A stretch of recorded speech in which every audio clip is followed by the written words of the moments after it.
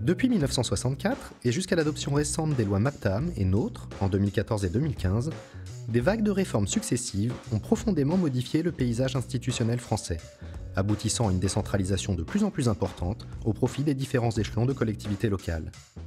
Les compétences routes, urbanisme, collège, lycée, formation professionnelle ou encore action sociale ont ainsi été transférées. En parallèle, le rôle d'impulsion et d'influence des services déconcentrés de l'État dans les territoires a progressivement diminué pour se recentrer sur leurs prérogatives régaliennes. L'action de l'État en direction des territoires a pris d'autres formes, avec notamment la création de nombreuses agences nationales, la pratique des appels à projets et le lancement de grands programmes nationaux.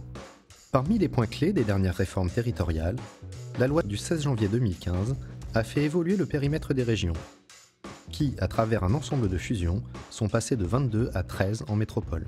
Notre organisation territoriale fait aujourd'hui place à une plus grande diversité, notamment en Outre-mer et en Corse. La Guyane et la Martinique sont devenues des collectivités territoriales uniques après fusion des collectivités départementales et régionales.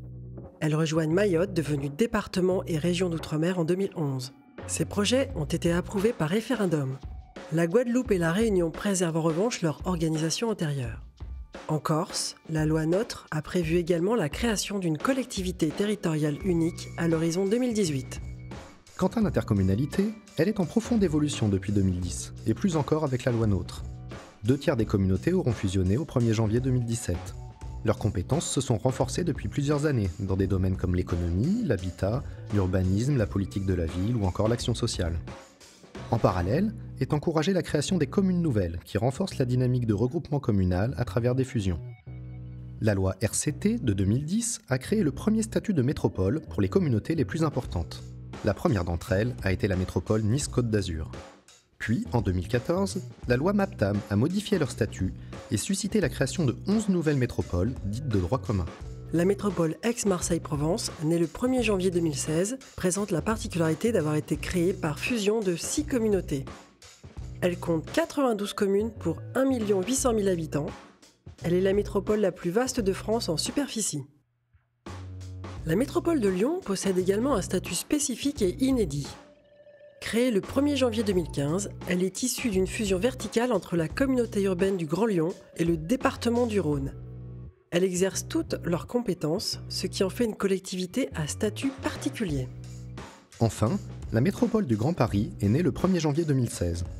Elle correspond à une intercommunalité unique, fédérant 131 communes, dont la ville de Paris. Elle est dotée de compétences de planification et de programmation et perçoit la CVAE et les dotations de l'État. Dans le même temps, cette métropole va s'appuyer sur 12 intercommunalités de proximité, appelées établissements publics territoriaux. Ils sont chargés de la gestion de nombreux services et équipements publics locaux. À l'issue de ces réformes, les régions et les communautés voient leurs compétences renforcées. Pour l'intercommunalité, il s'agit d'un nouveau défi, s'emparer pleinement de ses compétences et instaurer un nouveau dialogue avec les partenaires territoriaux. Les réformes législatives récentes ont poursuivi un objectif de clarification des compétences entre les différents niveaux de collectivité. Le rôle des intercommunalités et métropoles est affirmé dans 4 domaines majeurs de compétences: l'aménagement de l'espace et le logement, les mobilités urbaines, l'environnement et le développement économique.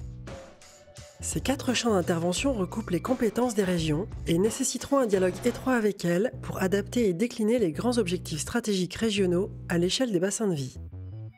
Ce dialogue aura lieu en amont, lorsque les régions adopteront, après concertation avec les communautés et d'autres acteurs, leurs 2 grands documents stratégiques prévus par la loi NOTRe. Le schéma régional de développement économique, d'innovation et d'internationalisation des entreprises et le schéma régional d'aménagement, de développement et d'égalité des territoires. À l'avenir, ces 2 documents s'imposeront aux autres collectivités. Décentralisée au profit des régions, la gestion des fonds européens sera également un sujet de coopération au quotidien avec les communautés et leurs communes membres.